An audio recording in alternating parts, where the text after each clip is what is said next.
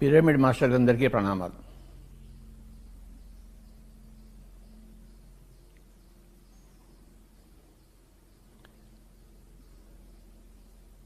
ఈరోజు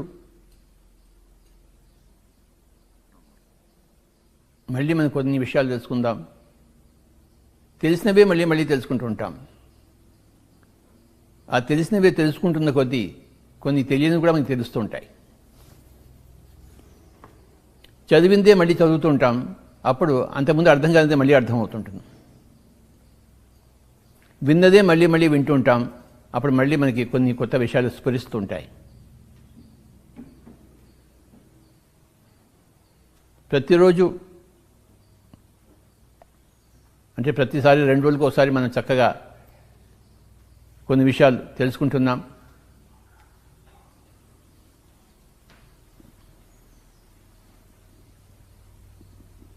మనం మాట్లాడుతున్నప్పుడు మన నోటి నుంచి ఏమొస్తుందో మనమే వింటాం. ఓహో బాగా మాట్లాడానే అనిపిస్తుంది, లేకపోతే బాగా మాట్లాడలేదే అనిపిస్తుంది. మనం మాట్లాడడం మూలాన మనకి గురించి మనకి బాగా తెలుస్తుంది. వినడం మూలాన అందరి గురించి మనకి బాగా తెలుస్తుంది. మనం మాట్లాడకపోతే మన గురించి మనకి బాగా తెలియదు, వినకపోతే అందరి గురించి మనకి బాగా తెలియదు. పుస్తకాలు చదవకపోతే మనకి మహాత్ముల సందేశాలు మనకి తెలియవు.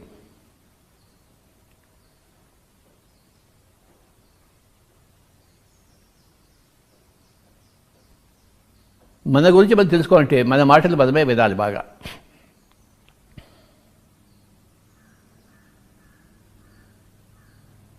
మనం మాట్లాడుతున్న కొద్దీ మన మాటలు ఇంకా తీయగా, ఇంకా శాస్త్రబద్ధంగా, ఇంకా సమయం సందర్భోచితంగా ఉంటాయి. ఆ నాణ్యత వస్తుంది మనం మాట్లాడుతుంటే.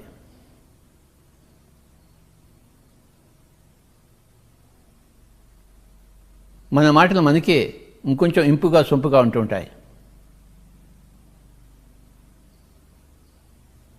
బాగా వింటూ ఉంటే మనకి అందరూ అర్థమవుతుంటారు. మన చుట్టుపక్కల వాళ్ళని అర్థం చేసుకుంటే మనం బాగా వినాలి, చెవులు రెక్కించుకుని వినాలి. అలాగే మరి ప్రపంచంలోని మహాత్ముల పరమాత్మల అందరి యొక్క సందేశాలు తెలుసుకోవాలంటే పుస్తకాలన్నీ బాగా చదవాలి. ఈరోజు ఈ బుక్ స్పేస్లో ఉన్నాం, ఇక్కడ పిరమిడ్ వ్యాలీ బెంగళూరులో. ఎంత బాగుందో చక్కగా ఈ బుక్ స్పేస్.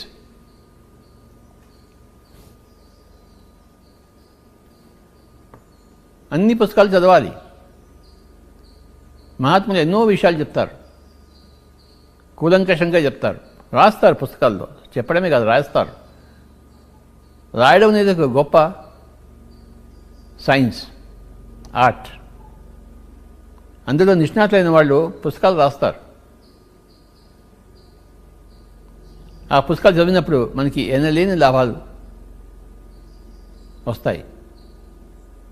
నేను ఆ విధంగా లాభాలు పొందిన వాడిని పుస్తకాలన్నీ చదివి.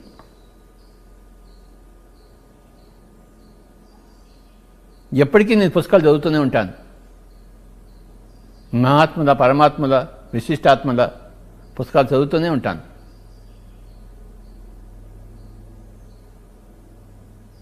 తద్వారా నా బుద్ధి వికసిస్తూనే ఉంటుంది.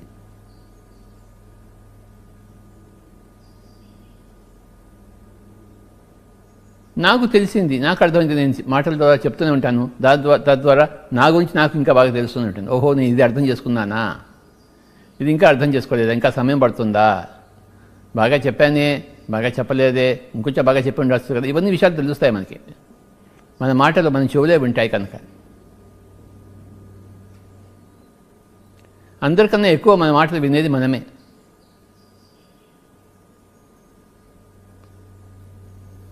మన గురించి మనకి చెప్పేది మన మాటలే.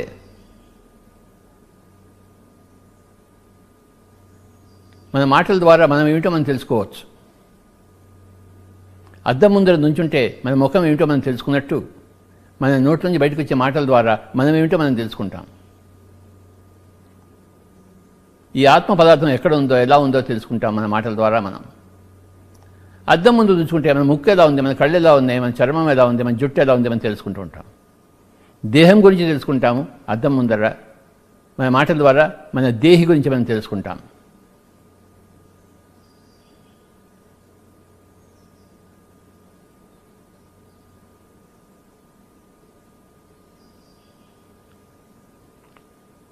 అద్దం ముందు నుంచోకుండా మన దేహం గురించి మనకు తెలియదు కదా. మన మాటలను మనం వినకుండా మన గురించి మనకు తెలియదు కదా.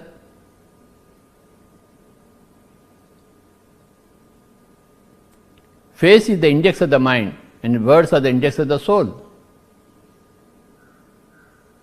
మన ముఖం మన మనసును సూచిస్తుంది. మనసులో బాగా లేదనుకుని అన్ని బాధగా ఉందనుకోండి, మన ముఖం కూడా ముడుచుకుని పోయి ఉంటుంది. మనసులో ఆనందంగా ఉందనుకోండి, ముఖం కూడా వికసించి ఉంటుంది అన్నమాట. Face is the index of the mind అంటారు, and words are the index of the soul. మన నోట్లో నుంచి వచ్చే మాటలు మన ఆత్మ పదార్థాన్ని సూచిస్తాయి. అది ఎక్కడ ఉంది, ఎక్కడ లేదు, ఎలా ఉంది, ఎలా లేదు, అజ్ఞానంతో కూడి ఉందా, సుజ్ఞానంతో కూడి ఉందా.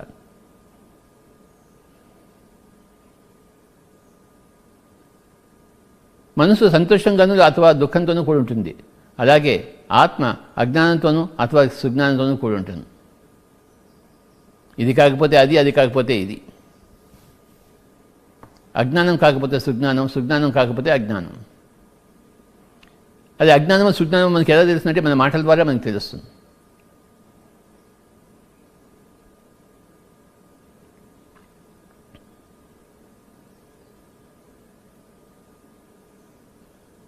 మరి పుస్తకాలు చదవడం ద్వారా ప్రపంచంలోని మహాత్ముల పరమాత్ముల యొక్క సంగతి మనకి తెలుస్తుంది.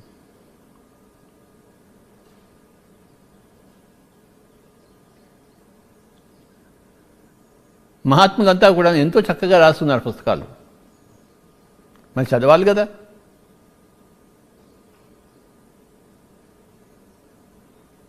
ఆ పుస్తకాలు చదివితేనే మన బుద్ధి వికసిస్తుంది. మొగ్గ పువ్వు అయినట్టు బుద్ధి వికసిస్తుంది. లేకపోతే మొగ్గగానే ఉంటుంది, పువ్వుగా కాదు. మన బుర్ర, మన బుద్ధి, మన మెదడు, మన మస్తిష్కం స్వాధ్యాయం కన్నా ముందు మొగ్గగా ఉంటుంది. స్వాధ్యాయం తర్వాత అది పుష్పంగా తయారవుతుంది. మొగ్గ పుష్పంగా తయారవుతుంది, వికసిస్తుంది అన్నమాట. రేకులన్నీ విచ్చుకుంటాయి. మొగ్గగా ఉన్నప్పుడు రేకులన్నీ ముడుచుకుని ఉంటాయి. ఆ పువ్వులోని అందం కనబడుతుంది మనకి. ఎప్పుడైతే విచ్చుకుని ఉంటాయో పువ్వులోని అందం అంతా కనబడుతుంది మనకి. ఎంతో అందం దాగి ఉంది పువ్వులో, అది బయటకు వస్తుంది ఆ మొగ్గ పువ్వు అయినప్పుడు. అలాగే ఆత్మ యొక్క అందం వికసిస్తుంది ఎప్పుడైతే బుద్ధి వికసిస్తుందో స్వాధ్యాయం ద్వారా. అనేక పుస్తకాలు చదవాలి my dear friends. Pyramid spiritual society moment అనేది ఈ పుస్తకాలు చదవడం అనేదానికి ఎంతో ప్రాముఖ్యత ఇస్తుంది. స్వాధ్యాయ యోగం అనేదానికి ఎంతో ప్రాముఖ్యత ఇస్తుంది. అలాగే అందరి మాటలు వినడం కోసం ఎంతో ప్రాముఖ్యత ఇస్తుంది. అందరి మాటలు వినడాన్ని ఏమంటారు? సజ్జన సాంగత్యం అంటాం. అందరూ వింటూనే ఉండాలి. పొద్దున్నే లేచి నేను విన్నాను కలకత్తా మాస్టర్స్.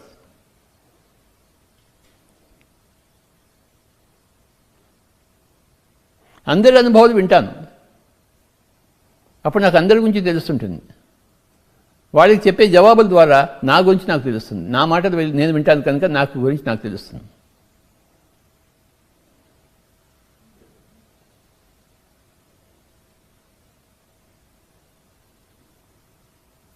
స్వాధ్యాయం ఎంత చేస్తామో అంత మన బుద్ధి వికసిస్తూ ఉంటుంది. బుద్ధి వికసించాలి. మొగ్గ పువ్వు అవ్వాలి. మొగ్గలానే ఉండకూడదు కదా. పువ్వు తన అందాలన్నీ సృష్టిలో విస్తరింపజేయాలి. తన సువాసనల్ని గుబాళింపజేయాలి. అంటే మొగ్గ వికసించాలి, పువ్వు కావాలి. స్వాధ్యాయ యోగం ద్వారా మన బుద్ధి అనే మొగ్గ ఒక వికసిత పుష్పంలా తయారవుతుంది. ఈ పుస్తకాలు చదవకపోతే అది ముకులించుకునే ఉంటుంది, ఎప్పుడు ముడుచుకునే ఉంటుంది బుద్ధి. బుద్ధి వికసించాలి, విప్పారాలి. ఆ పువ్వు యొక్క రేకులన్నీ విచ్చుకోవాలి.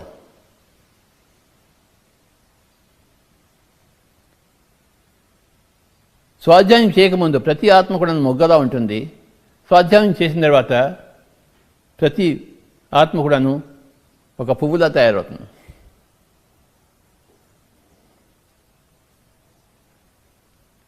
ప్రకృతి సహజంగా మొగ్గ పువ్వు అవుతుంది, కానీ ఆత్మకి ఆ స్వాధ్యాయ యోగం చేయాలి.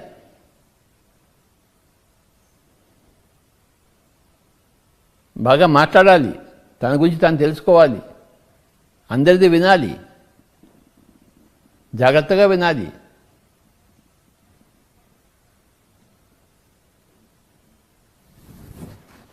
దాంతోపాటు మనం ఎంతో ధ్యానం చేసుకోవాలి. అది మొట్టమొదటిగా ధ్యానమే మనం చేసుకునేది. పిరమిడ్ స్పిరిచువల్ స్టడీ మూమెంట్లో ఒరేయ్ కూర్చోరా, కళ్ళు రెండు మూసుకో, శ్వాస మీద ధ్యాస పెట్టు, కళ్ళు తెరవమాక. ధ్యానం చేయకముందు మనం మొగ్గలా ఉంటాము, ధ్యానం చేసిన తర్వాత పువ్వులా తయారవుతాం. స్వాధ్యాయం చేయకముందు మనం మొగ్గలా ఉంటాము, స్వాధ్యాయం చేసిన పువ్వులా తయారవుతాం. సజ్జన సంగతం చేయకముందు మనం మొగ్గలా ఉంటాము, సజ్జన సంగతం చేసినట్టు మనం పువ్వులా తయారవుతాం.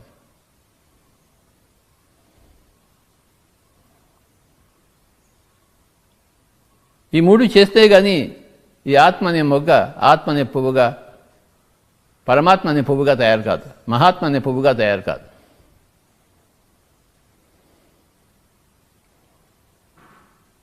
ప్రతి ఆత్మ మహాత్మ కావాలి, పరమాత్మ కావాలి, పూర్ణాత్మ కావాలి, తను తాను సర్వాత్మగా తెలుసుకోవాలి.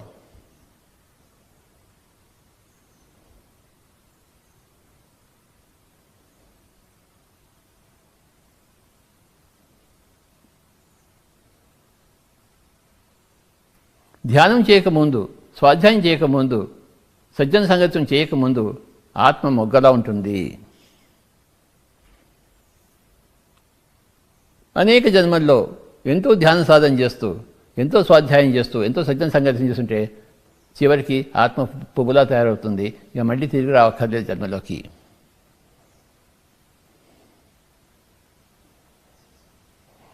ఆత్మనే మొగ్గ ఈ సాధనలను చేయకుండా శరీరం వదిలిపెట్టిపోతే మళ్ళీ పుట్టాల్సిందే.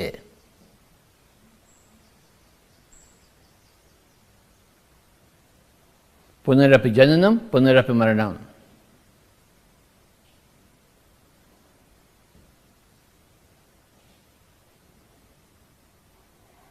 ప్రజలలో రెండు రకాల ప్రజలు ఉన్నారు, మొగ్గ లాంటి వాళ్ళు, పువ్వు లాంటి వాళ్ళు.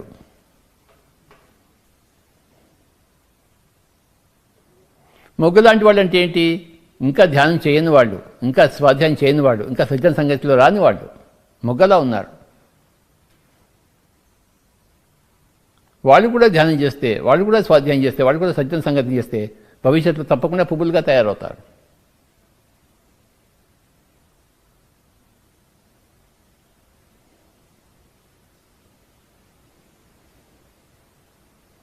కాయ పండుగా ఉన్నట్టు మొగ్గ పువ్వుగా అవుతుందన్నమాట.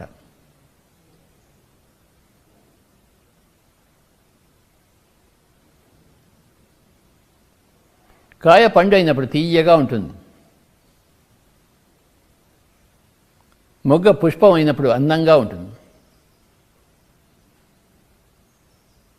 ఒక పుష్పము, ఒక ఫలము ప్రపంచానికి అర్పితమవుతుంది.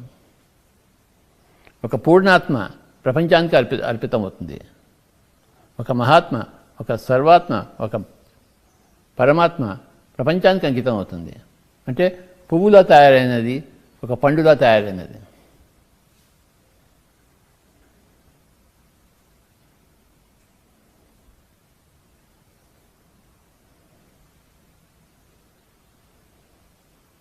ధ్యాన యోగము, స్వాధ్యాయ యోగము, సజ్జన సాంగత్య యోగము.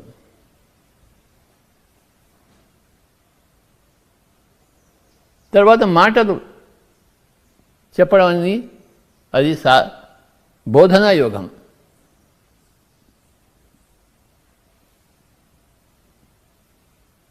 మన నోరు విప్పి అందరికీ చెప్తుండాలి. మనం ఎంత బోధిస్తే అంత బోధనా యోగంలో ఉన్నట్టు, అంతగా మన గురించి మనం తెలుసుకుంటాం. సాధనా యోగము, బోధనా యోగము.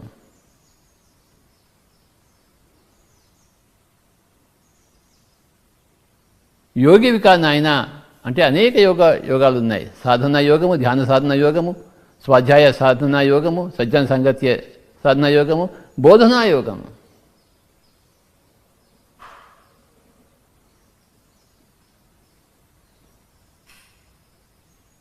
మొట్టమొదటిలోనే మన పిరమిడ్ మాస్టర్కి చెప్తుంటాం, నాయన నీకు తెలిసింది వెంటనే చెప్పు అని చెప్పేసి. నువ్వు సాధన చేస్తున్నావు, దాంతోపాటు నువ్వు బోధన కూడా చెయ్యి. సాధన యోగంలోతో పాటు బోధనా యోగంలో కూడా ఉండు నాయన. అప్పుడు నీ గురించి నీకు ఇంకా బాగా తెలుస్తూ ఉంటుంది. నాకు ఇంకా ఏమీ తెలియదు స్వామి, ముందే నేను వచ్చాను కదా అండి అంటారన్నమాట. అవును, మొన్న వచ్చావు, 2 రోజులు అయిపోయింది, ఇప్పుడు మొదలుపెట్టు. నీకు తెలిసి నువ్వు కొంత తెలుసుకున్నావు కదా, ఆ తెలుసుకుని మాట్లాడు. నీ మాటల వల్ల నీ గురించి నీకు ఎక్కువ తెలుస్తుంది. గమ్మున కూర్చోమాక, ఓపెన్ యువర్ మౌత్, నోరు తెరువు. నువ్వు 2 రోజులు అయింది నువ్వు ధ్యానంలోకి వచ్చి, అంటే మిగతా వాళ్ళు ధ్యానంలోకి రాలేదు. నువ్వు వాళ్ళకన్నా గొప్పవాడివే కదా, 2 రోజులు గొప్పవాడివి. ఈ 2 రోజులు కాస్త తెలుసుకున్నావు, ఒక లేశ మాత్రమైనా తెలుసుకున్నావు, అది అందరికీ చెప్పు.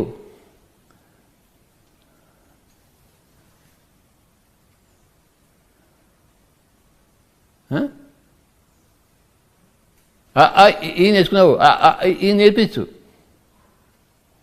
సరిగమ పద్ధతి నేర్చుకున్నావు, సరళి స్వరాలు నేర్చుకున్నావు, సరళి స్వరాలు నేర్పించు. నువ్వు ఇవాళ సంగీతంలోకి వచ్చావు, సరళి స్వరాలు నేర్చుకుంటున్నావు, పక్కవాడు ఇంకా సంగీతంలోకి రాలేదు, మరి వాడికి నేర్పించవచ్చు కదా. మనం ఎంత నేర్పిస్తాం అంత నేర్చుకుంటూ ఉంటాం, అంత మన గురించి మనం తెలుసుకుంటూ ఉంటాం. బోధనా యోగం, సాధనా యోగము, స్వాధ్యాయ యోగము, సజ్జన సంగతి యోగము, బోధనా యోగం. నోరిప్పే యోగం అన్నమాట. బోధనా యోగం అంటే నోరిప్పే యోగం.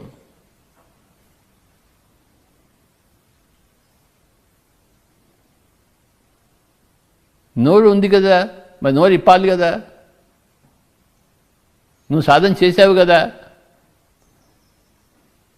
ఎంత సాధన చేసావో అంత నోరు ఇప్పు. బోధనా యోగం, బోధించు, మొదలుపెట్టు.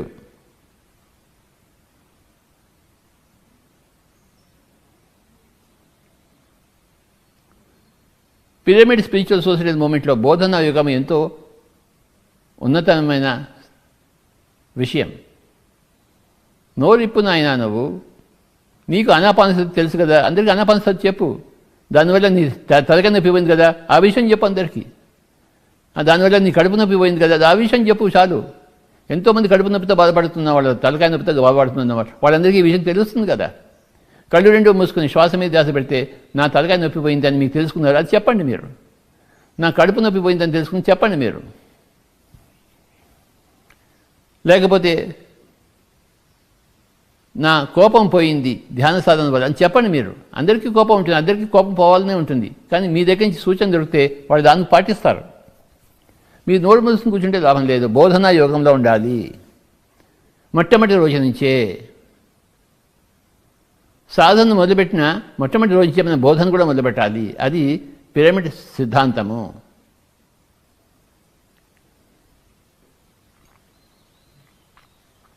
నీకు ఎంత తెలిస్తే అంత చెప్తూ ఉండు.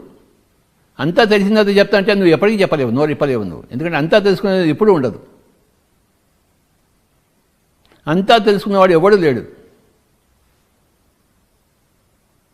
అందరికీ కొంత కొంత మాత్రమే తెలుసు. ఆ కొంత కొంత మాత్రమే చెప్తూ ఉండేవాళ్లే మహాత్ములు. ఆ కొంత కూడా చెప్పడానికి భయపడేవాళ్లే, నోరు మూసుకుని కూర్చునే వాళ్లే ఇంకా మహాత్ములు కానివాళ్ళు. మహాత్ములుగా ఎలా అవుతాము? మనకు తెలిసింది మనం నోరిప్పి చెప్తాము, నిర్భయంగా చెప్తాము, నిస్సంకోచంగా చెప్తాము,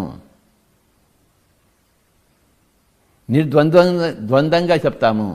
ఇది అని చెప్తాము. నేను చేశాను, ఇది నాకు వచ్చింది, నా కడుపు నొప్పి పోయింది, నా తలకాయ నొప్పి పోయింది, నా కోపం తగ్గింది, నాకు పుస్తకాలు చదవడం అర్థమవుతుంది, భగవద్గీత అర్థమవుతుంది, అంతకుముందు అర్థం కాలేదు, ధ్యానం చేసి కూర్చున్న తర్వాత అది చదువుతుంటే నాకు అర్థమవుతుంది అని నీకు తెలిసింది నువ్వు చెప్పు.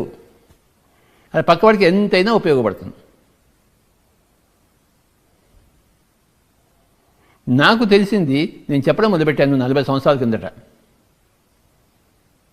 ఆ చెప్తూ ప్రతిరోజు చెప్తూ నాకు ఎంత సహాయం చేసిందో నా చెప్పడం, నా బోధన యోగం అనేది నాకు ఎంత సహాయం చేసిందో లెక్కలేదు కదా.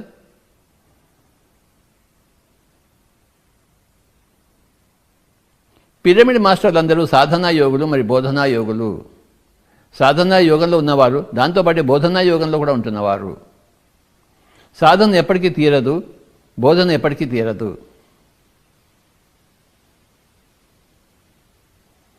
నేను ఈ బోధన కోసం అర్పితమై ఉన్నాను కనుకనే నేను బోధన్ అనే గ్రామంలో పుట్టి ఉంటాను. నేను పుట్టిన ఊరి పేరు బోధన్. అది ఎలా కుదిరిందో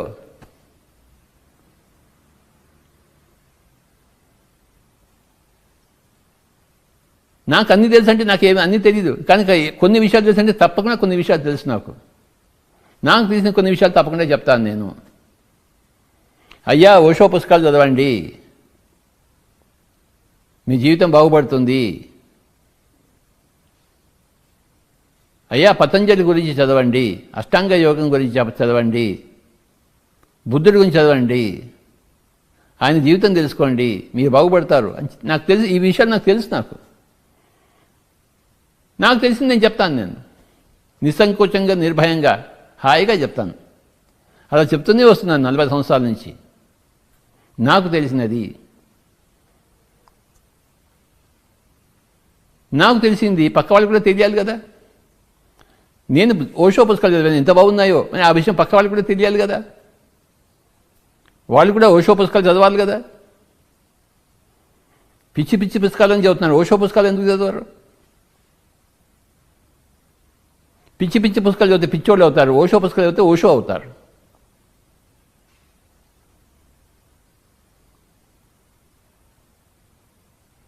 మనం పిచ్చివాళ్ళు కావాలా లేకపోతే ఓషోలా కావాలా? ఓషో పుస్తకాలు చదివితే ఓషోలాగా అవుతాం. పిచ్చోళ్ళ పుస్తకాలు చదివితే పిచ్చోళ్ళుగా తయారవుతాం.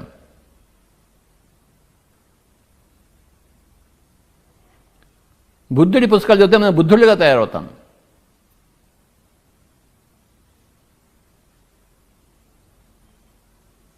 పిరమిడ్ మాస్టర్ అనుభవాలు వింటే పిరమిడ్ మాస్టర్గా తయారవుతాం మనం.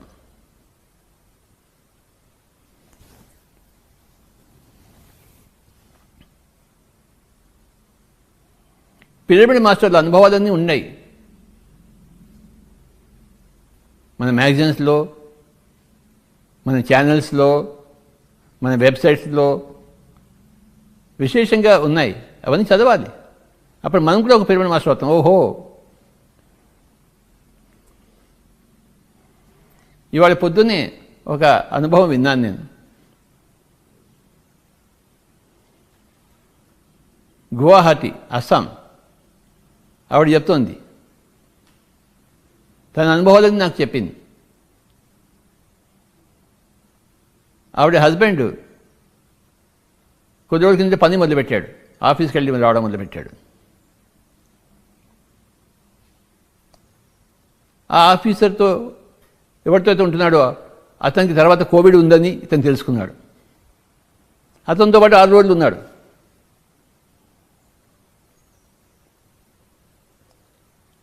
ఈవిడికి ఒక రోజు మెడిటేషన్లో కూర్చుంటే, నా మొగుడికి ఏదో అయిపోతుంది, కోవిడ్ ఉన్న వాళ్ళతో కలిసి ఉన్నాడని మెడిటేషన్లో తెలిసింది వాడికి. అయినా మెడిటేషన్లో అనుకుంది, నా మొగుడికి ఏమీ కాదు, నా మొగుడికి అడ్డుగా నా ధ్యానం ఉంది, నా మొగుడికి ఏది రాదు అని ఆ ధ్యానంలోనే మళ్ళీ అనిపించింది ఆవిడకి. ఇదంతా నీ వాళ్ళ పొద్దున్నే విన్నాను.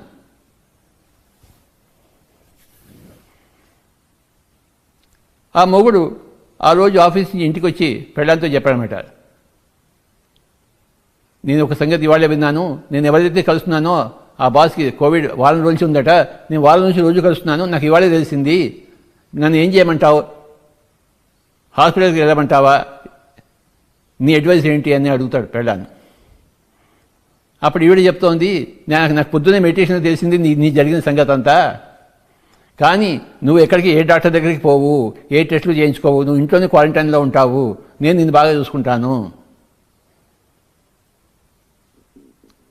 ఈ విషయం మనం ఎవరికి చెప్పొద్దు, చెప్తే మళ్ళీ వాళ్ళు వీళ్ళు కలిపి మళ్ళీ అంతా నేను తీసుకెళ్ళి ఎక్కడో పడేస్తారు, నువ్వు ఎక్కడికి వెళ్ళవలసిన అవసరం లేదు, నాకు ధైర్యం ఉంది, నువ్వు బాగా అవుతావు ఒకవేళ కోవిడ్ ఉన్నా కూడాను అని ఆవిడ ఏం చెప్పిందంటే, ఆవిడ ఇంట్లోనే పెట్టేసి చక్కగా ఇంట్లోనే హౌస్ క్వారంటైన్ చేసి చక్కగా చూడడం మొదలుపెట్టి ఆవిడ నమ్మకం ఆవిడకి, నా మొగుడికి ఏమీ కాదు, నా మొగుడికి నా ధ్యానం అడ్డు ఉంది.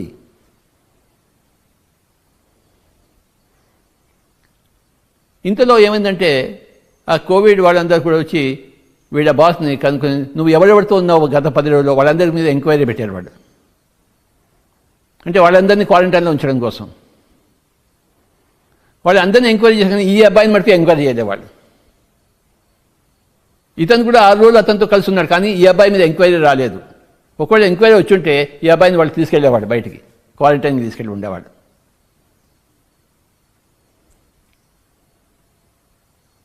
ఈవిడ విశ్వాసంతో నా మొగుడికి ఏమీ కాదు, నా మొగుడికి నా ధ్యానం అడ్డు ఉంది. ఆవిడ ఇంట్లోనే కూర్చొని చేస్తుంది. ఇంట్లో వాళ్ళంతా అబ్జెక్ట్ చేస్తున్నారు, ఏం చేద్దాం మన బయట తీసుకెళ్దామని చెప్పేసి. కానీ ఈవిడ చెప్పింది ఎవరు బయటకు వెళ్ళారు, అందరూ ఇంట్లోనే ఉంటారు, మన దాన్ని మనమే బాగు చేసుకుంటాం, మనం ధ్యానం చేద్దాము. మొగుడికి చెప్పింది నువ్వు కూడా ధ్యానం చేయి, ఇన్ని రోజులు నువ్వు ధ్యానం చేయలేదు, నువ్వు ధ్యానం చేయి అంటే ఆవిడ మొగుడు దేవుడు ధ్యానం చేయడం మొదలుపెట్టాడు. ఇప్పుడు హాయిగా ఉన్నారు, ఏమీ లేదు.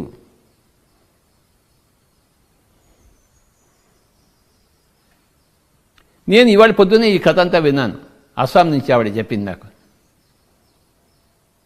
ఇంకా ఎన్నో విషయాలు చెప్పింది. ఇలాంటి కథలు నేను రోజు వింటున్నాను, అనేక చోట్ల నుంచి వింటూనే ఉన్నాను. పిరమిడ్ మాస్టర్ యొక్క గొప్పతనం వింటూనే ఉన్నాను.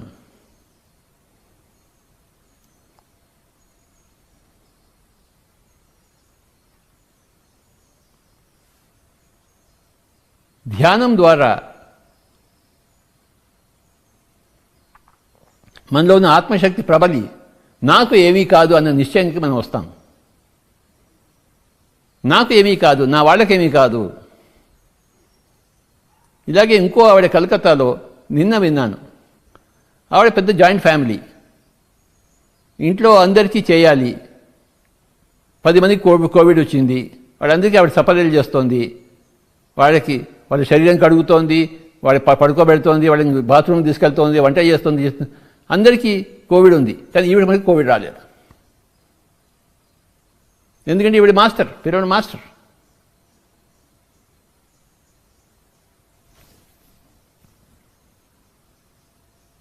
ఆవిడ అందరికీ సపర్యలు చేసింది, అందరూ బాగున్నారు. ఇప్పుడు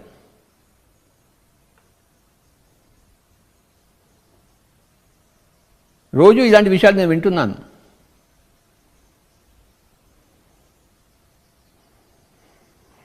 ధ్యానం ద్వారా మనకి అపరిమితమైన ఆత్మశక్తి వస్తుంది. స్వాధ్యాయం ద్వారా ఆత్మజ్ఞానం తెలుస్తుంది.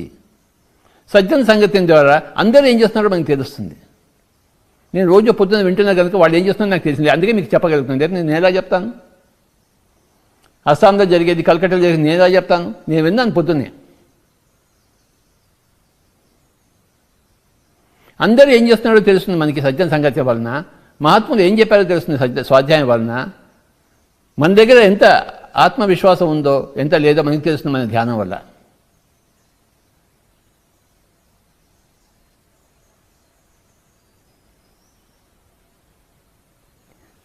మనం నిన్నటికి ఇవాటికి 24 గంటలు గడిచాయంటే నిన్నటికన్నా మనం ఉత్తమంగా ఉండి తీరాలి. ఈరోజు కొంత స్వాధ్యాయం చేసి తీరాలి, కొంత ధ్యానం చేసి తీరాలి, కొంత సజ్జన సంగతిని చేసి తీరాలి, కొంత మాట్లాడి తీరాలి, కొంత బోధనా యోగం చేయాలి. ఒక 10 మందిని పిలిచి ధ్యానం చెప్పాలి. మనం నీకు తెలిసింది నువ్వు చెప్పాలి. బోధనా యోగం.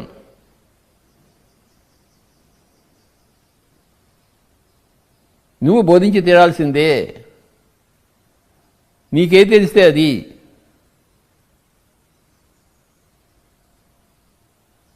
నీకు భగవద్గీతలో ఒక శ్లోకం వచ్చి ఒక్క శ్లోకం గురించి చెప్పు.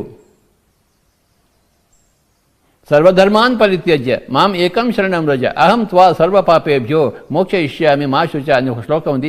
నీకు అది చదివావు, నీకు కాస్త అర్థమైంది. అది అర్థమైందో ఏదో నీకు చెప్పు అందరికీ. నేను నిన్న భగవద్గీత చదివాను, అందులో ఒక శ్లోకం చదివాను. సర్వధర్మాన్ పరిత్యజ్య, అన్ని ధర్మాలు వదిలిపెట్టేసి ఒక ధ్యాన ధర్మాన్ని అవలంబించు, నువ్వు ధ్యానవిక అని చెప్పడం జరిగింది. అది నేను నీకు చెప్తున్నాను ఆ శ్లోకం గురించి అని చెప్పు. నువ్వు బోధన స్టార్ట్ చేయి. మూతి ఉన్న ప్రతివాడు బోధన చేయాల్సిందే. శ్వాస ఉన్న ప్రతివాడు శ్వాస మీద ధ్యాస పెట్టాల్సిందే. బుర్ర ఉన్న ప్రతివాడు బుర్ర ఉపయోగించి పనులు చేసుకోవాల్సిందే.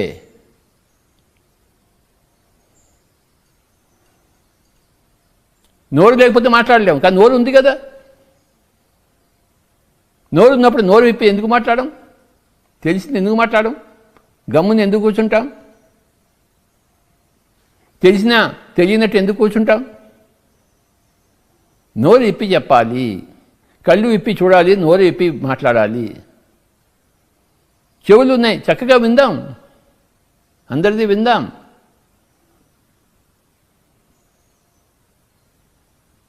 ఒక నోరు ఉంది, 2 చెవులు ఉన్నాయి, ఎంత మాట్లాడతామో అంతకి డబుల్గా మనం వినాలి అందరిది. ఎవరిది వింటాము? మూర్ఖులది కాదు, పక్కింటి పుల్లమ్మ కబుర్లు కాదు. ఎవరైతే ధ్యానం చేశారో, ఎవరైతే సత్య పిపాసకులు ఉన్నారో, ఎవరైతే స్వాధ్యాయం చేశారో వాళ్ళ మాటలు మనం వినాలి. నేను పొద్దున్నే లేచి ధ్యానం చేసే వాళ్ళందరి మాటలు వింటాను. ఈ రోజు ఎంతమంది మాట వినాలో ఆ రోజులో అంతమంది మాటలు వింటాను నేను. అలాగే పుస్తకాలు చదువుతాను ప్రతిరోజు. నా చేతికి కొత్త కొత్త పుస్తకాలు వస్తూనే ఉంటాయి, ఆ పుస్తకాలు చదువుతూనే ఉంటాను. తర్వాత నా బోధన నేను చేస్తూనే ఉంటాను. నా బోధన ద్వారా నా సంగతి నాకే తెలుస్తుంటుంది. ఇంకా ఏవి పనులు లేవనుకోండి, హాయిగా కళ్ళు మూసుకుంటాను, శ్వాస మీద ధ్యాస పెట్టుకుంటాను. నేను ఒక్క క్షణం మాత్రం కూడా వేస్ట్ చేయను, వృధా చేయను నా జీవితంలో. సాధనా యోగము, స్వాధ్యాయ యోగము, సజ్జన సంగతి యోగము, బోధనా యోగము, ఏదో ఒకటి తప్పకుండా చేస్తూనే ఉంటాను. యోగంలోనే ఉంటాను నేను. ఏదో ఒక యోగంలో ఎప్పుడు ఉంటూ ఉండవయా, నువ్వు యోగివి కాదు నాయనా అని చెప్పాడు అన్నమాట భగవద్గీతలో.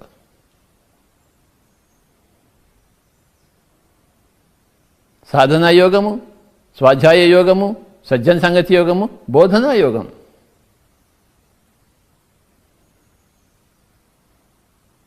ఎప్పుడు యోగ స్థితిలోనే ఉండాలి. యోగి అనేవాడు ఎప్పుడు యోగ స్థితిలోనే ఉంటాడు. మనం ఎంత యోగంలో ఉంటామో అంత యోగ్యులుగా తయారవుతాం. యోగ సాధన అయితే యోగ్యుడిగా ఎలా అవుతాం? మనం అయోగ్యులుగా ఉంటాం, పనికిరాని వాళ్ళగా ఉంటాం, పనికొచ్చే వాళ్ళగా ఉంటాం. యోగ్యుడు అంటే పనికొచ్చేవాడు, అయోగ్యుడు అంటే పనికిరానివాడు, చెత్త వెధవా.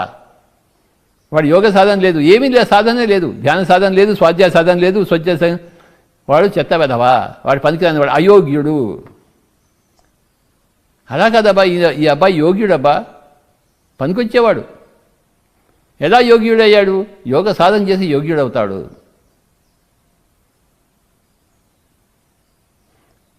యోగ సాధన లేక అయోగ్యుడిగా ఉన్నవాడు యోగ సాధన ద్వారా యోగ్యుడవుతాడు. పనికిరానివాడు పనికొచ్చేవాడుగా తయారవుతాడు.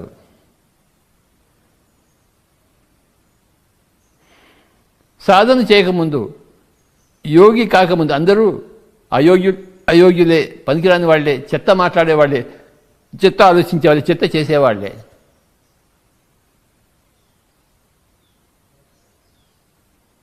చెత్తను రోడ్డు మీద పడేసేవాళ్ళే అయోగ్యులు, చెత్తను ఊడ్చేవాళ్ళే యోగ్యులు, చెత్తను తీసేసేవాళ్ళే యోగ్యులు. ఇంట్లోని చెత్త బయట చెత్త అంతా తీసేస్తుంటారు యోగ్యులు. ఇంట్లోనూ చెత్త పోస్తారు, బయట కూడా చెత్త పోస్తారు అయోగ్యులు. ప్రపంచం అంతా చెత్త చేశారు అయోగ్యులందరూ కలిసి. యోగులందరూ కలిసి ప్రపంచంలోనంతా చెత్త తీసేస్తున్నారు. పిరమిడ్ మాస్టర్లు అందరూ యోగ్యులు. అమితమైన యోగ సాధన చేసి, ధ్యాన సాధన, స్వాధ్యాయ సాధన, సత్యం సంగతి సాధన, బోధనా సాధన, అన్ని సాధన చేసి ఎంతో యోగ్యులైన వాళ్ళే పిరమిడ్ మాస్టర్లు. పనికొచ్చేవాళ్ళు, ప్రపంచానికి లాభం చేసేవాళ్ళు, లోక కళ్యాణకారకులు, లోక కంటకకారకులు కాదు.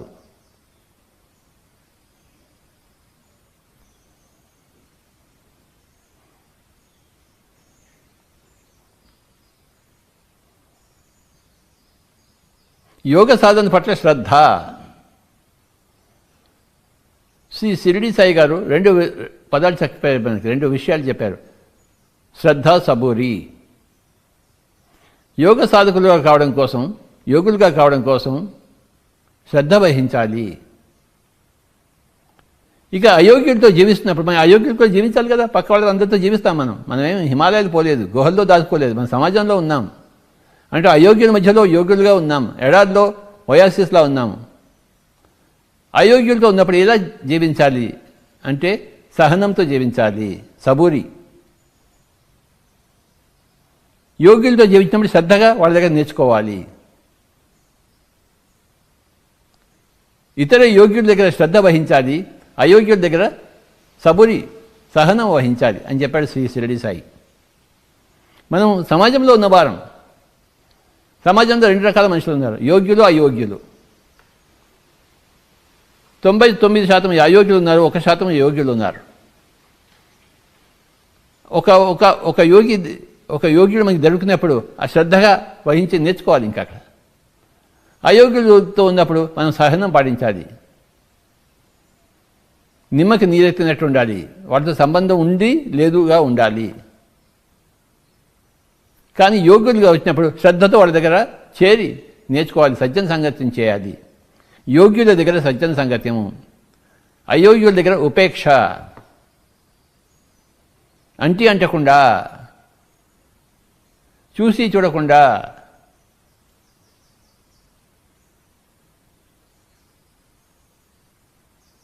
సోషల్ డిస్టెన్సింగ్ మెయింటైన్ చేస్తూ ఉండాలి అయోగ్యుల దగ్గర.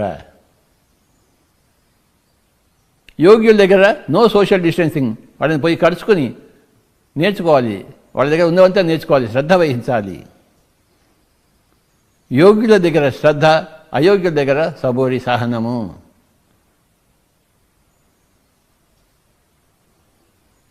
అయోగ్యులు నానా కూతలు కూస్తుంటారు మన పట్ల. నువ్వు హాస్పిటల్కి పో, మందులు తీసుకో, ఇంజక్షన్ తీసుకో, మాంసం తిను, గుడ్డు తిను, నీకు బాగా బలం వస్తుంది, ఏమిటోటో కూస్తుంటారు. నువ్వు ధ్యానం చేస్తుంటే నేను హేళన చేస్తుంటారు, నేను అవమానపరుస్తుంటారు, నిన్ను వెక్కిరిస్తుంటారు. ఎందుకంటే వాళ్ళంతా అయోగ్యులు. వాళ్ళ వల్ల నీకు ఒక లాభం జరుగుతోంది, నీవు సహనంగా ఉన్నావా లేదా నీకు తెలుస్తుంది. వాళ్ళకి థ్యాంక్స్ చెప్పుకుంటూ నీ సహనంలో నువ్వు ఉండాలి, నీ సబూరిలో నువ్వు ఉండాలి. ఎంతో సహనం వహించాలి ప్రతి యోగ్యుడు ఈ అయోగ్యుల మధ్య. ఒకానొక యోగ్యుడికి ఇంకొక యోగ్యుడు దొరికితే ఎంతో శ్రద్ధతో సంతోషిస్తాడు, శ్రద్ధతో నేర్చుకోవడానికి ప్రయత్నిస్తాడు. అక్కడున్న జ్ఞానం ఇక్కడ రావాలని తెలుసుకుంటాడు. అయోగ్యుల మధ్యలో ఉన్నప్పుడు ఒకానొక యోగ్యుడు సహనం పాటించాలి, ఎంతో సహనం పాటిస్తాడు, నేర్చుకుంటాడు, సహనం నేర్చుకుంటాడు.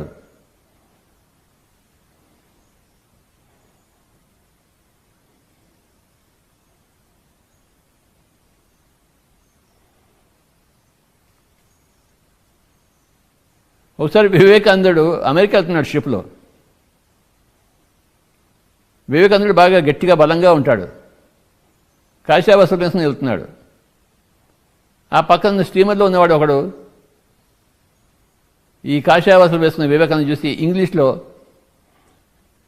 ఎంత దరిద్ర పేదవాళ్ళు ఇండియన్స్, ఎందుకు పనికిరాని వాళ్ళు అని తిడుతున్నాడు వాడు.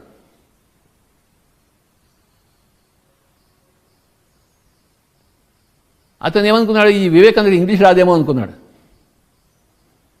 వివేకానందుడు ఓపిక పట్టాడు, షిప్లో ఉన్నాడు. చివరికి మళ్ళీ ఇంగ్లీష్లో అందుకున్నాడు వివేకానందుడు. నువ్వు ఏమనుకుంటున్నావు ఇండియా గురించి, సన్యాసి గురించి ఏమనుకుంటున్నావు అని చెప్పేసి ఆ అమెరికన్ని చేతి సముద్రంలో పడేయడానికి రెడీగా ఉన్నాడు. అంత బలవంతుడు వివేకానందుడు. వాడు నన్ను వదిలిపెట్టే బాబు మొత్తుకున్నాడు వాడు. ఇంకెప్పుడు ఇండియా గురించి అలా మాట్లాడను, నీకేం తెలిసిన ఇండియా గురించి మాట్లాడుతున్నావు, సన్యాసం గురించి ఏం మాట్లాడుతున్నావు నువ్వు, వేదాంతం గురించి నువ్వు ఏం మాట్లాడుతున్నావు, నువ్వు పనికాని చెత్తవదాలు అనుకుంటున్నావు, అడుగుతునే వాళ్ళు అనుకుంటున్నావా నువ్వు అని వివేకానందుడు ఇంగ్లీష్లో మొదలుపెట్టాడు. వాడు కుక్కిన పెన్లో ఉన్నాడు ఆ షిప్లో అంతా. సహనం పాటించాడు వివేకానందుడు, విని విని విని విని వాడు మరీ ఎక్కువైపోయేసరికి ఇగో ఈ విధంగా తన బోధన మొదలుపెట్టాడు, నోరిప్పాడు వివేకానందుడు. ఇది గొప్ప కథ వివేకానందుడి గురించి. ఆయన సహించలేకపోయాడు, ఇండియాని తిడుతుంటే, భారతదేశాన్ని తిడుతుంటే ఆ అమెరికన్ ఈయన సహించలేకపోయాడు. ఎంతగానో సహిస్తాడు ఈయన. ఓపిక ఉన్నంతవరకు సహించాడు. ఆ తర్వాత ఓపిక నశించింది.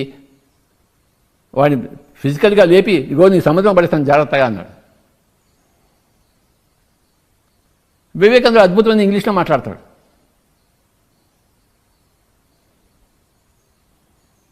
మై డియర్ ఫ్రెండ్స్, ఎప్పుడు నోరు ఇప్పాలో అప్పుడు నోరు ఇప్పి తీరాలి మనము. ఎప్పుడు నోరు ఇప్పకూడదు, సహనం పాటించి అప్పుడు సహనం పాటించే తీరాలి. ఎప్పటికీ మనం తెలుసుకుంటున్నాం, మన సహనంలో ఉన్నామా లేదా నోరు ఇప్పడంలో ఉన్నామా. ఇప్పుడు సహనం కావాలా, నోరు మూసుకోవడం కావాలా, నోరు ఇప్పడం కావాలా, మనం తెలుసుకోవాలి. దాని పేరు వివేకము అంటాం. ఎప్పుడు మాట్లాడాలో ఎప్పుడు మాట్లాడకూడదు. గంట సేపు నోరు ఇప్పకుండా కూర్చున్నాడు వివేకానందుడు. గంట తర్వాత నోరిప్పాడు. అలాగే బుద్ధుడు కూడాను ఒకసారి తన శిష్యులతో రోడ్డు మీద వెళ్తున్నాడు, తన భిక్షాపాత్ర పట్టుకుని.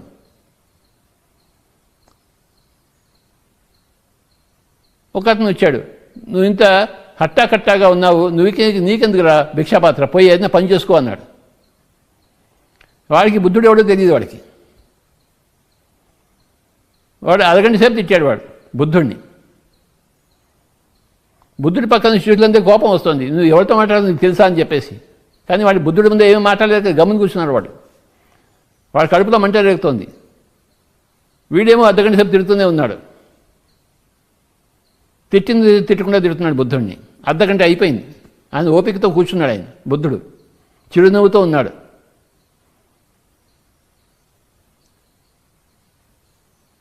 అర్ధగంట అయిపోయిన తర్వాత సరే పావలా ఇయ్యి అన్నాడు. ఏదా నీకు సిగ్గు లేదు, నీకు దిక్కుమల్ల వెధవి, నువ్వు సరే పావలా తీసుకొని వాడు పావలా చేతిలో పెట్టాడు. పావలా తీసుకుని నాకు అక్కర్లేదు నువ్వే తీసుకో అన్నాడు. అంటే నీకు అంత కంట కావాలమా అని మళ్ళీ పావలా తీసుకున్నాడు వాడు. అప్పుడు బుద్ధుడు చెప్పాడు, అర్ధగంట సేపు నువ్వు నన్ను తిట్టావు, పావలా ఇచ్చావు, నేను పావలా తీసుకోలేదు, మళ్ళీ నీకు ఇచ్చేసాను, మళ్ళీ ఆ పావలా నీ దగ్గర పోయింది, నువ్వు తిట్టింది కూడా నేను తీసుకోలేదు, నీ దగ్గరికి పోయింది పో అన్నాడు. నేను తీసుకోలేదు అన్నాడు. అర్ధగంట సేపు సహనం వహించి బుద్ధుడు చెప్పాడనమాట, నీ తిట్టు నాకేమి, నా మీద ఏమి ప్రభావం లేదు, నన్ను అనవసరంగా తిట్టావు, నన్ను నీ తిట్టు నీకే పో అన్నాడు. అర్ధగంట సేపు సహనం వహించిన తర్వాత ఆ బుద్ధుడిని చూసి బుద్ధుడి శిష్యులంతా నేర్చుకున్నారు ఎప్పుడు సహనం ఎంత ఉండాలో. బుద్ధుడి దగ్గర చేరిన వాళ్ళు బుద్ధుడి దగ్గర ఎందుకు నేర్చుకోరు? వాళ్ళు అన్నీ వదిలిపెట్టేసి బుద్ధుడి దగ్గర చేరారు, నేర్చుకోవడం కోసమే వచ్చారు. వాళ్ళు అన్నీ నేర్చుకుంటారు, బుద్ధుడి దగ్గర చూసి అన్నీ నేర్చుకుంటారు. వాళ్ళు బుద్ధుడి దగ్గర చేరిన వాళ్ళంతా బుద్ధుడిగా తయారవుతారు, వివేకానందుడి దగ్గర చేరిన వాళ్ళంతా వివేకానందుడిగా తయారవుతారు, పిల్లడు మాస్టర్ దగ్గర చేరిన వాళ్ళంతా పిల్లడు మాస్టర్గా తయారవుతారు, దొంగల దగ్గర చేరిన వాళ్ళు దొంగలు అవుతారు. వీరప్పన్ దగ్గర చేరిన వాళ్ళంతా దొంగలు కారా? పండితుల దగ్గర చేరిన వాళ్ళు పండితులు అవుతారు, ఆత్మజ్ఞానం దగ్గర చేరిన వాళ్ళు ఆత్మజ్ఞానులు అవుతారు, పిల్లడు మాస్టర్ దగ్గర చేరిన వాళ్ళు పిల్లడు మాస్టర్లు అవుతారు.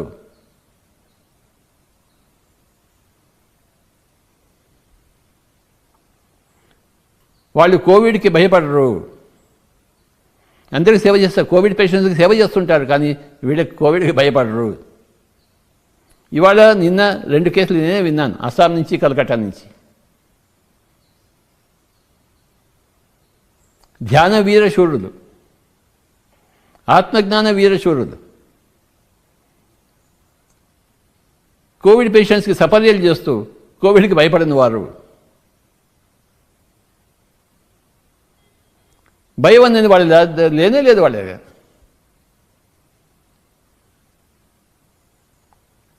నా దగ్గరికి ఎలా వస్తుంది అంటారు, ఇంపాసిబుల్ రావడం.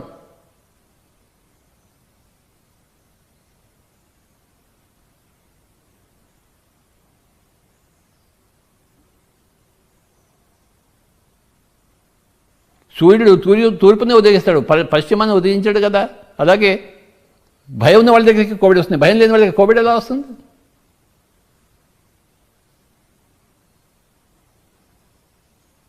లోకంలో 2 రకాల మనుషులు ఉన్నారు, భయపడేవాళ్ళు, భయపడని వాళ్ళు. భయపడే వాళ్ళంతా అజ్ఞానులు, భయపడని వాళ్ళంతా సుజ్ఞానులు. నీ దగ్గర ఏ దేని పట్ల భయం ఉన్నా కూడాను నీకు ఇంకా అజ్ఞానం ఉన్నట్టు లెక్క. నీ భయం నీకు తెలుస్తుంది కదా, నీ ఆకలి నీకు తెలిసినట్టు నీ భయం నీకు తెలుస్తుంది కదా. నీ ఆకలి ఎవడి ఆకలి వాడికే తెలుస్తుంది, పక్కవాడికి తెలుస్తుంది ఏంటి, ఎవడి భయం వాడికే తెలుస్తుంది. నీకు భయం ఉంటే నువ్వు ఇంకా అజ్ఞానం ఉన్నట్టు లెక్క.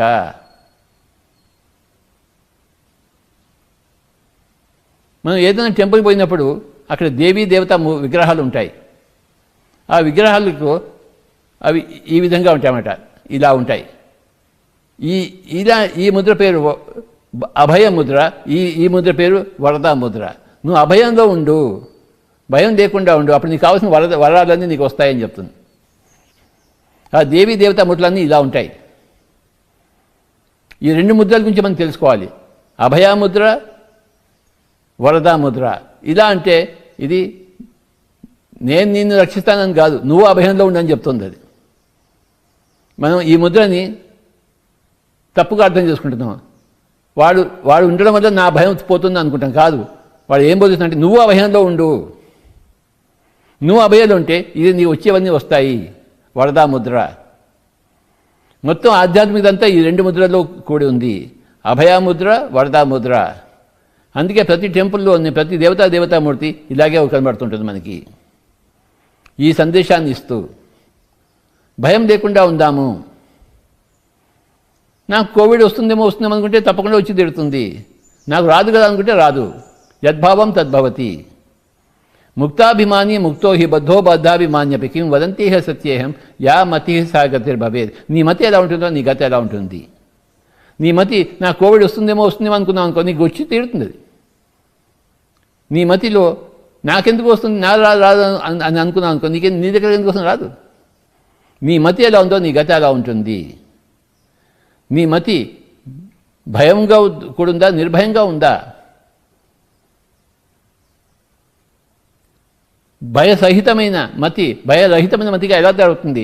యోగి అయితే ధ్యాన సాధనా యోగము, స్వాధ్యాయ యోగము, సజ్జన సంగతి యోగము, బోధనా యోగం, అన్ని యోగాలు చేస్తుంటే అప్పుడు నువ్వు భయముద్రలోంచి అభయముద్రలోకి వస్తావు. అప్పుడు నీకు రావాల్సినవన్నీ కోకొలలుగా వస్తాయి. వరదాముద్ర వరాలన్నీ వచ్చేస్తాయి. సృష్టి నీకు ఎన్నో వరాలు ఇవ్వాలని కోరుకుంది, కానీ నువ్వు ఇంకా భయముద్రలో ఉన్నావు, భయంతో కూడుకుని ఉన్నావు. నీకు వరాలు ఎక్కడి నుంచి వస్తాయి? రావు కదా. నువ్వు అభయాముద్రలో ఉంటే నీకు రావాల్సినవన్నీ నీకు వస్తాయి. అభయాముద్రలో ఎవడు ఉంటాడు? యోగి అయిన వాడే ఉంటాడు. యోగి కానివాడు అభయాముద్రలో ఉంటాడేంటి?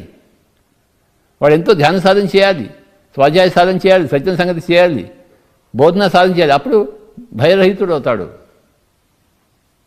నేను చెప్పిందే నేను చేయాలి కదా అని తెలుసుకుంటాడు వాడు. నేను పక్క వాళ్ళకి ఏం బోధిస్తున్నా అది నేనులో ఉండదు కదా అని వాడు జాగ్రత్త పడుతుంటాడు. ఎప్పుడు జాగ్రత్త పడుతున్నాడు? ఏ విధంగా జాగ్రత్త పడుతుంటాడు? భయరహితంగా ఉండడానికి.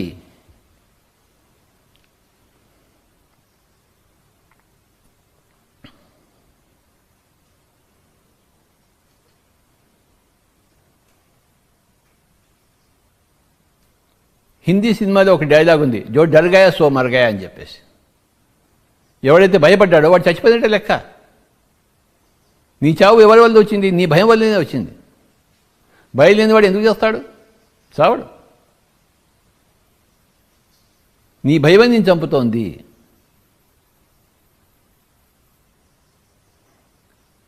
యోగి కానివాడు ఎప్పుడు భయంలోనే ఉంటాడు. యోగి అయినవాడు నిర్భయంగా ఉంటాడు.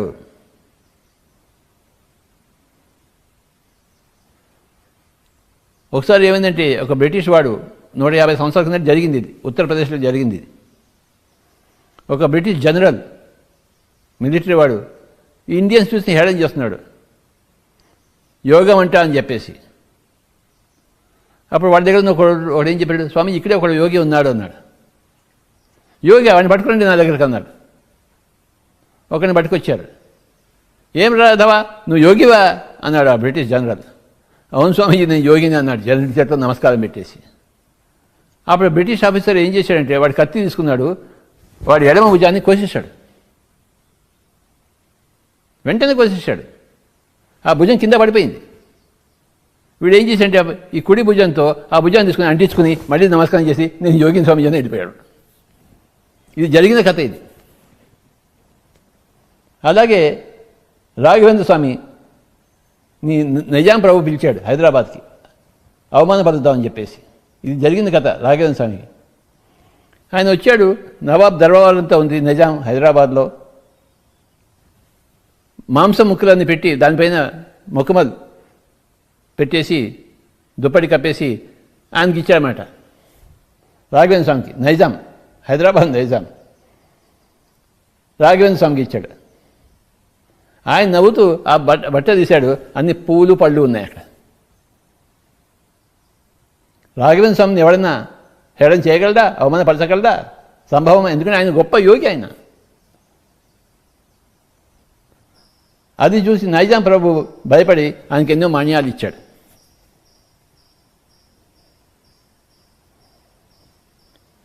మై డియర్ ఫ్రెండ్స్, మాస్టర్ అంటే ఎవరు? పిరమిడ్ మాస్టర్ అంటే ఎవరంటే భయం లేనివాడు, నిర్భయుడు, భయరహితుడు, అభయముద్రలో ఉండేవాడు. నాకు కోవిడ్ వస్తుందేమని చెప్పి ఒక ఆలోచనగా ఉండని వాడు.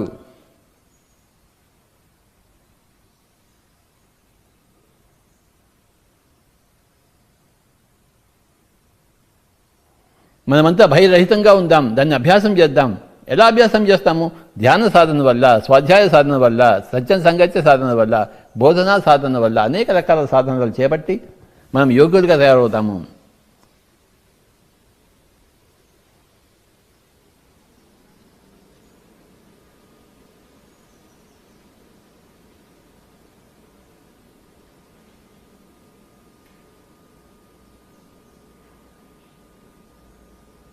ఈ వైరస్ అనేదానికి విరుగుడు నిర్భయంగా ఉండడమే.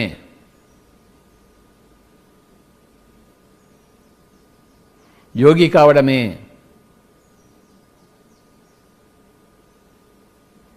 మన శక్తిని మనం తెలుసుకోవడమే. మనం ఆత్మ పదార్థం తెలుసుకుంటే భయమే ఉండదు. నేను ఇంకా శరీర పదార్థం అని అనుకుంటే భయమే భయం. నేను ఆత్మ పదార్థం అని తెలుసుకుంటే అభయమే అభయం.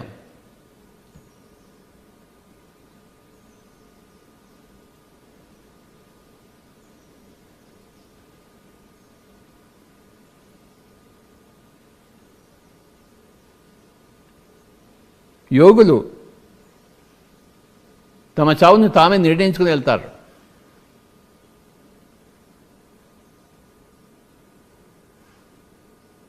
అనేక వందల సంవత్సరాలు జీవించిన తర్వాత మా గురువు గారు సదానంద యోగి గారు ఒకరోజు పిలిచి, నేను ఇంక పోతున్నానయ్యా అన్నాడు. తన చావును తాను నిర్ణయించుకున్నాడు.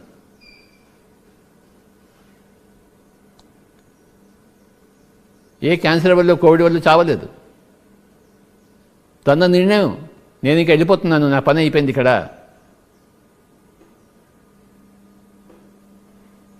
ఈ పిరమిడ్ వ్యాలీకి వచ్చాను 2 రోజుల కిందట. నేను కొద్ది రోజుల కోసం వచ్చాను ఇక్కడికి. కొద్ది రోజులు అయిపోయిందో వెళ్ళిపోతాను ఇక్కడి నుంచి. ఇక్కడే ఉంటాను ఏంటి? ఎన్నో లోకాలు ఉన్నాయి నాకు. ఇప్పుడు ఒకానొక లోకానికి వచ్చాను, పిరమిడ్ వ్యాలీ అనే లోకానికి వచ్చాను. ఇంకా కొన్ని రోజుల తర్వాత నాకు వేరే పని ఉన్నప్పుడు వేరే లోకానికి వెళ్ళిపోతాను. ఇక్కడి నుంచి నిష్క్రమిస్తాను. నాకు ఇక్కడ పని ఉన్నప్పుడు నేను ఇక్కడ ఉంటాను, నా పని లేనప్పుడు ఇక్కడి నుంచి వెళ్ళిపోతాను. అలాగే మన శరీరంలో కూడాను, మన భూమండలంలో కూడాను, భూలోకంలో కూడాను మన పని ఉన్న రోజు ఉంటాము. మన పని తీరిపోయినప్పుడు మనం వేరే లోకాలకు పోవాల్సిన పని వచ్చినప్పుడు వేరే లోకాలకు పోతాము.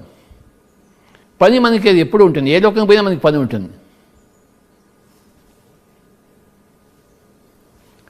ఏ లోకానికి పోయినా మనకి ఆ లోకానికి తగ్గ శరీరం ఉంటుంది, ఆ లోకానికి తగ్గ పని ఉంటుంది. భూలోకంలో ఇప్పుడు మనం కొన్ని రోజులు ఉన్నాము. భూలోకంలో మన పని అయిపోయిన తర్వాత వేరే లోకానికి పని పడ్డప్పుడు ఆ లోకానికి మనం వెళ్తాము ఆ పనులు చేయడం కోసము. పని లేకుండా ఏ ఆత్మ ఎప్పుడు ఉండదు. ఏదో ఒక లోకంలో పనులు లేకుండా ఏ ఆత్మ ఎప్పుడూ ఉండదు. ఆత్మశాస్త్రం తెలుసుకున్నవాడు, ఆత్మజ్ఞానం అయినవాడికి వాడి పేరే మహాత్ముడు, వాడి పేరే పరమాత్ముడు.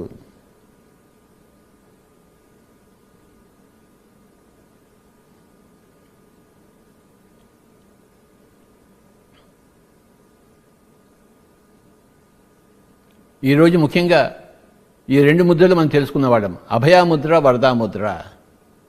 అభయాముద్రలో ఉంటే వరదాముద్రలో మనం ఉంటాము. మన మతి ఎలా ఉంటుందో మన గతి ఎలా ఉంటుంది. యా మతికి సా గతిర్భవేత్. మన మతిని సరి చేసుకుందాము.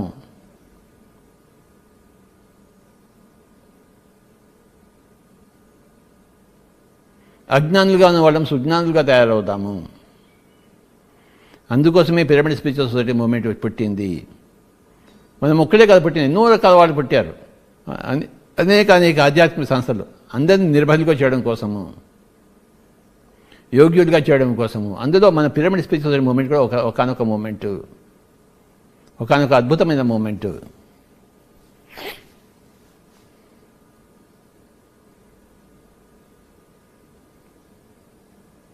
అందరి అనుభవాలు విందాము, సంపూర్ణంగా విందాము, చెవులను ఉపయోగించుకుని రెక్కించుకుని విందాము. మనకు తెలిసింది అందరికీ చెప్దాము, నోరు ఇప్పి చెప్దాము.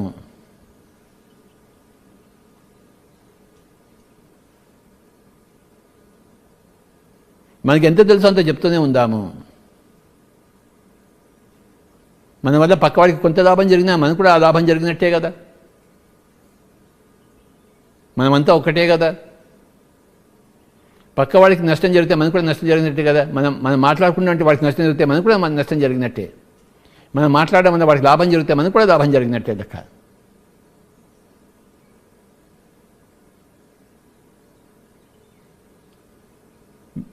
చక్కగా పనులన్నీ చేసుకుందాం. పనులన్నీ లేనప్పుడు కళ్ళు రెండు మూసుకుందాం, శ్వాస మీద ధ్యాస పెడదాం. ప్రతి క్షణాన్ని ఉపయోగించుకుందాం. ఏదో ఒక సాధనలో ఎప్పుడు నిమగ్నమై ఉందాం. ఇప్పుడు కాసేపు మనం ధ్యాన సాధన చేద్దాం మై డియర్ ఫ్రెండ్స్. ఉచ్ఛ్వాస నిశ్వాసాలతో కూడా ఉందాం. ఇవాళ చెప్పినవి అందరికీ తెలిసినవే మళ్ళీ మళ్ళీ తెలుసుకుంటూ ఉండాలి. చదివిన పుస్తకాలే మళ్ళీ మళ్ళీ చదువుతూ ఉండాలి. చదివిన భగవద్గీత మళ్ళీ మళ్ళీ చదువుతూ ఉండాలి. మనకు తెలిసినవే మళ్ళీ మళ్ళీ చెప్తూనే ఉండాలి. మనం ఇంకొక రోజులో ఉన్నామంటే ఇంకొక రోజు మళ్ళీ ఇవన్నీ చేయాల్సిందే. రేపు కూడా మన శరీరం ఉంటే రేపు కూడా స్వాధ్యాయం చేయాల్సిందే, రేపు కూడా ధ్యాన సాధన చేయాల్సిందే, రేపు కూడా సజ్జన సంగతిని చేయాల్సిందే, రేపు కూడా బోధన సాధనలో ఉండవలసిందే. శరీరం ఉంది అంటే ఇంకా సాధన చేయవలసిన పనులు ఉన్నాయన్నమాట, సాధించవలసినవి ఉన్నమాట. శరీరం ఉంది కదా, ఇంకా సాధన చేద్దాం.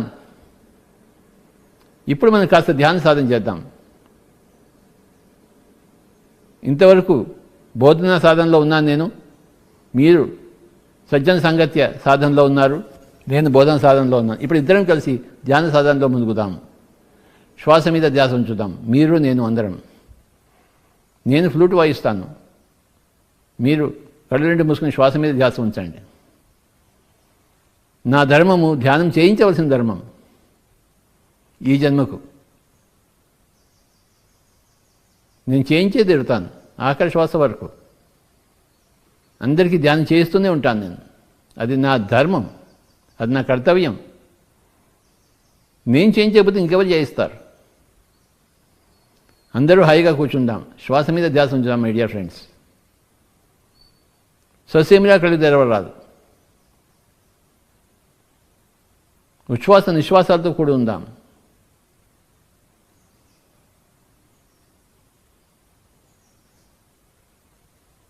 అభయాముద్రలో ఉందాం, యోగ్యులుగా జీవిద్దాం. నిరంతర సాధనలో మనం మన జీవితాన్ని ధన్యం చేసుకుందాం.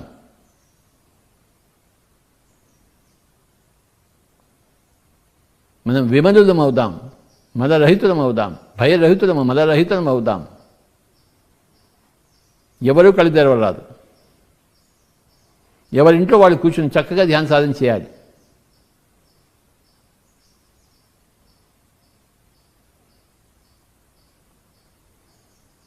ఏ మంత్రము లేదు, తంత్రము లేదు, యంత్రము లేదు ధ్యాన సాధనలో. ఉన్నది మన శ్వాస. ఉంచాలి మన దాని మీద ధ్యాస.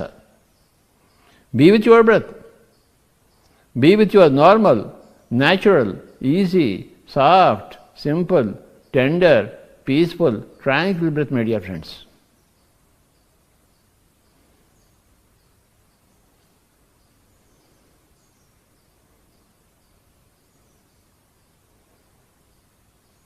నిర్భయత్వాన్ని సాధన చేద్దాం, నిర్భీతిని సాధన చేద్దాం.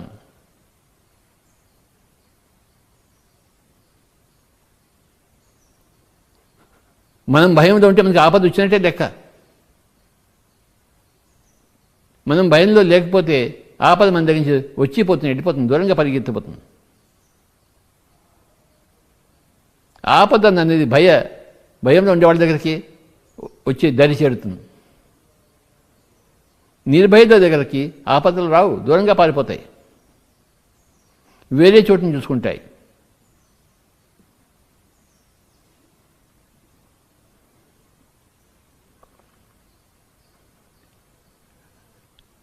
ఎవరూ కళ్ళు తెరవరాదు. శ్వాస మీద ధ్యాస.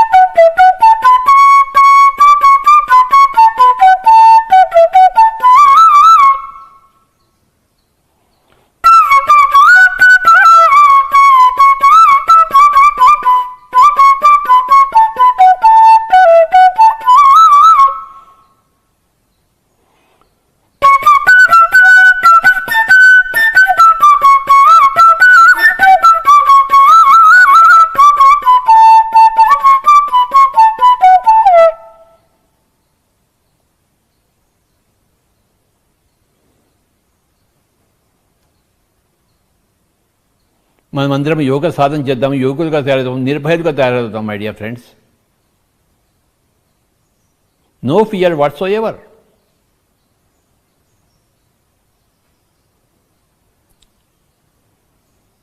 Nothing can make us fearful. We are all fear-free people, masters.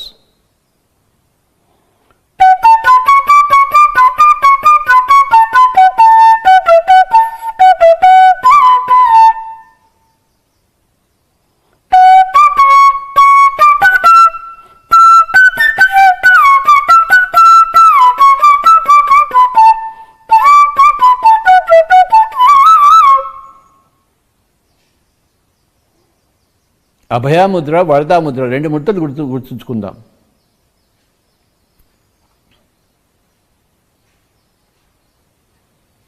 మన మతి అభయముద్రలో ఉంటే మన గతి వరదాముద్రలో ఉంటుంది. మై డియర్ ఫ్రెండ్స్,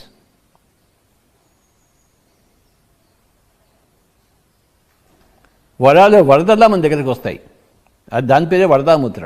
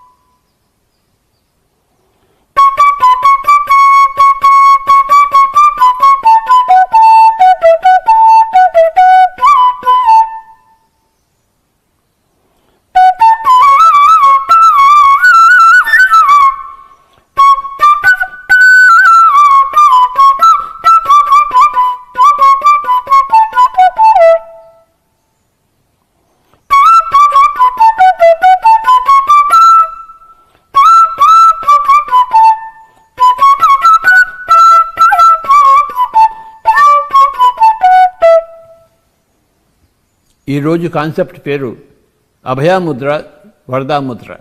ఇదే ఈరోజు కాన్సెప్ట్ పేరు.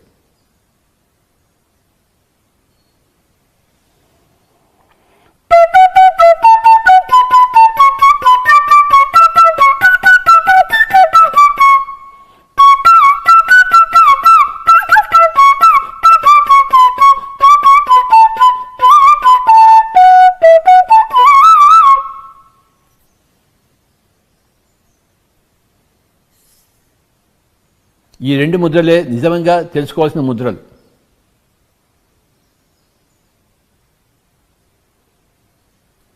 అభయాముద్ర, వరదాముద్ర.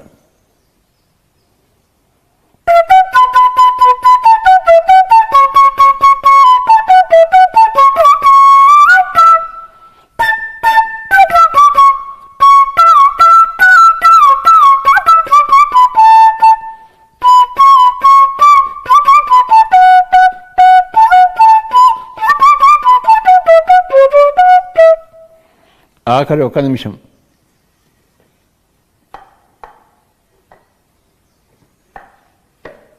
శ్వాస మీద ధ్యాస, శ్వాసానుసంధానం.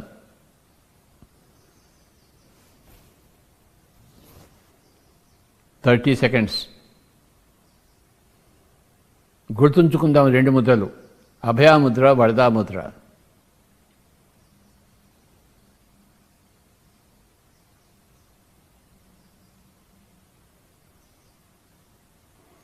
ప్రతి మందిరంలోనూ, ప్రతి మూర్తిలోనూ మనకి ఈ రెండు ముద్రలు మనకి లభిస్తుంటాయి.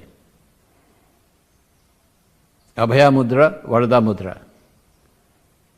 ఈ రెండు ముద్రల గురించి చెప్పడం కోసమే ఆ మందిరాలు నిర్మించబడ్డాయి, ఆ విగ్రహాలు ప్రతిష్ఠింపబడ్డాయి. ఆఖరి 10 సెకండ్లు. 9, 8, 7, 6, 5, 4, 3, 2, 1, 0. మెల్లిగా రెండు చేతులు రెండు కళ్ళ మీద పెట్టుకుందాం. 5, 4, 3, 2, 1, 0. Slowly remove your hands and you may open your eyes, my dear friends. Pyramid మాస్టర్లందరికీ నమస్కారాలు, ప్రణామాలు.